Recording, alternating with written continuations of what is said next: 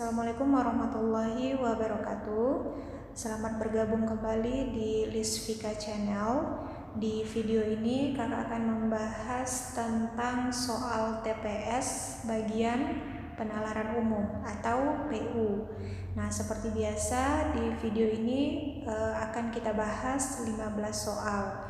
Jadi bagi adik-adik yang belum subscribe, silakan di subscribe dulu supaya tidak ketinggalan pembahasan soal TPS, juga pembahasan beberapa materi dari mata pelajaran nantinya. Oke, kita langsung ke soal nomor 1. Soal nomor 1 katanya judul yang tepat untuk bacaan di atas. Berarti kembali lagi untuk menentukan judul adik-adik harus membaca bacaan ini secara umum untuk mengetahui apa informasi yang sedang dibahas di dalam bacaan. Oke, silakan di pause dulu atau di screenshot supaya adik-adik bisa memahami bacaan ini secara garis besar.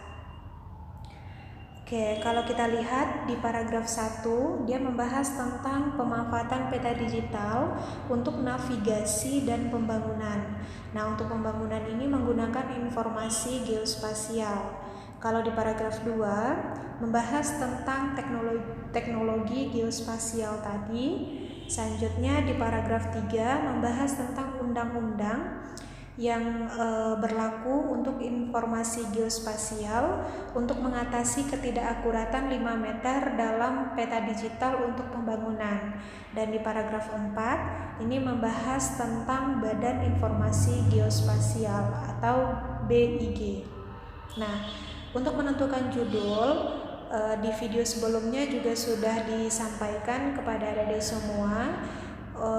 Hal yang paling gampang itu adalah lihat kata yang sering diulang. Nah, kata yang sering diulang di dalam bacaan ini adalah tentang geospasial. Berarti option yang bisa kita hilangkan adalah C, D, E. Ini nggak mungkin ya. Berarti jawaban yang mungkin itu adalah antara A dan B. Mana yang lebih tepat? Kalau B, BIG sebagai referensi utama informasi geospasial. Ini merupakan salah satu fungsi dari BIG yang dijelaskan di paragraf 4. Berarti yang tepat untuk nomor 1 ini adalah option A, yaitu legalitas atau perihal atau keadaan yang sah dan kepastian hukum untuk informasi geospasial. Oke, lanjut kita soal nomor 2. Soal nomor 2 katanya berikut ini yang bukan merupakan fungsi peta digital. Jadi yang bukan ya, ini harus hati-hati. Jangan sampai nanti ketika ujian adik-adik tidak teliti, yang ditanya itu bukan tapi fokusnya ke fungsi. Itu sering sekali terjadi. Nah, kita mau mencari yang salah. Kalau option A, alat untuk menyajikan rincian data dalam proses pembangunan. Betul ya? Tadi kan dijelaskan di paragraf 1, fungsi dari peta digital itu adalah untuk pembangunan dan untuk navigasi. Nah, kalau yang B, alat monitoring kondisi keamanan suatu wilayah. Kalau monitoring itu berarti kan untuk mengontrol keamanan. Itu bukan fungsi dari peta digital. Berarti jawaban untuk yang nomor 2 ini adalah B. Oke, bisa ya. Lanjut kita nomor 3. Hal yang dapat disimpulkan dari bacaan. Nah, kalau ditanya simpulan, kesimpulan itu biasanya berada pada kalimat terakhir. Kita lihat kalimat atau paragraf terakhir kan membahas tentang BIG. Nah, berarti kesimpulannya juga mengandung BIG tersebut. Berarti jawaban yang mungkin adalah antara D dan E. Nah, kalau D, BIG mengemban amanat undang-undang yang harus dilaksanakan. Undang-undangnya nggak jelas, berarti bukan D. Nah, yang paling tepat untuk kesimpulannya adalah option E. Pentingnya BIG sebagai solusi penyatuan dan sumber referensi data geospasial. Saya lanjut nomor 4. Nomor 4, pernyataan di bawah ini yang tidak sesuai dengan bacaan di atas. Yang tidak sesuai. Kalau A, Berdirinya BIG dapat menjadi satu sumber referensi sehingga ketidakakuratan posisi 5 meter dapat diminimalkan. Betul ya? Dia sebagai salah satu referensi untuk informasi geospasial. Kalau B, tumpang tindihnya data geospasial disebabkan banyaknya pihak yang melakukan pemetaan.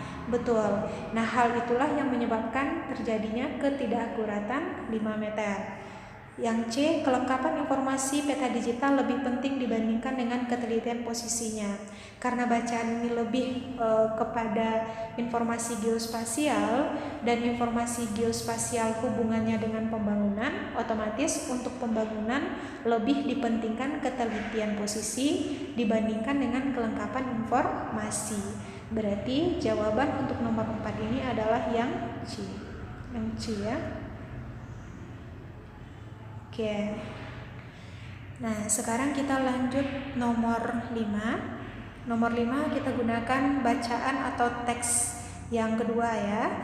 Nah, pertanyaan nomor 5 adalah simpulan. Kembali lagi gunakan trik yang kakak sebutkan tadi. Kalau ditanya simpulan, berarti dia hanya fokus ke kalimat terakhir dari paragraf yang ada. Nah, sebelumnya kita lihat dulu bacaan ini membahas tentang apa. Kalau di paragraf 1, ini secara umum dia membahas tentang neraca perdagangan di Februari 2014 akan surplus, sedangkan di Januari mengalami defisit. Nah, kalau di paragraf 2, dia membahas tentang alasan kenapa neraca perdagangan pada Januari 2014 itu mengalami defisit. Dan paragraf 3 membahas tentang ekspor manufaktur dan paragraf 4 membahas tentang ekspor otomotif. Nah, kesimpulan kita lihatnya di kalimat terakhir paragraf terakhir. Nah, kalimat terakhir paragraf terakhir kan membahas ini. Kita juga mempunyai sumber daya manusia terampil, berarti harus mengandung kata-kata itu. Nah, yang mengandung kata-kata itu adalah option E. Berarti jawabannya yang E.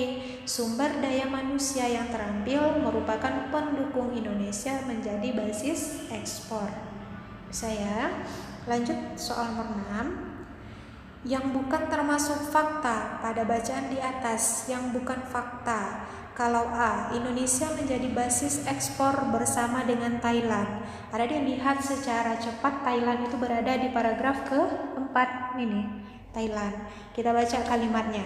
Indonesia juga memiliki sejumlah keunggulan sebagai basis ekspor dan tidak kalah dibandingkan dengan negara lain yang menjadi basis ekspor seperti Thailand. Berarti yang A ini merupakan fakta.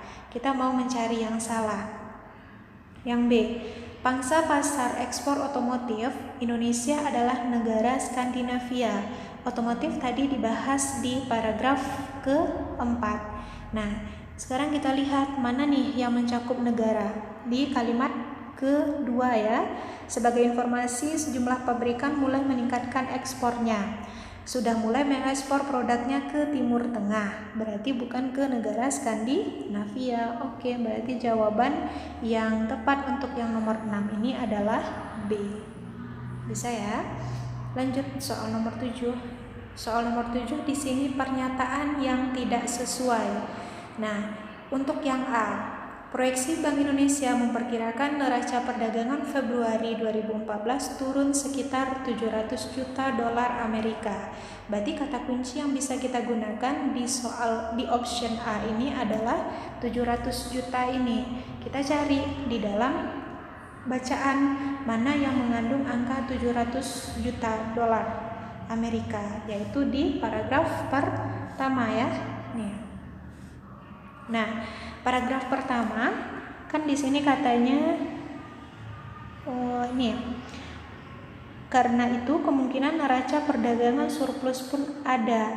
Pernyataan Sasmito tersebut sejalan dengan proyeksi BI yang memperkirakan neraca perdagangan Februari surplus sekitar 700 juta.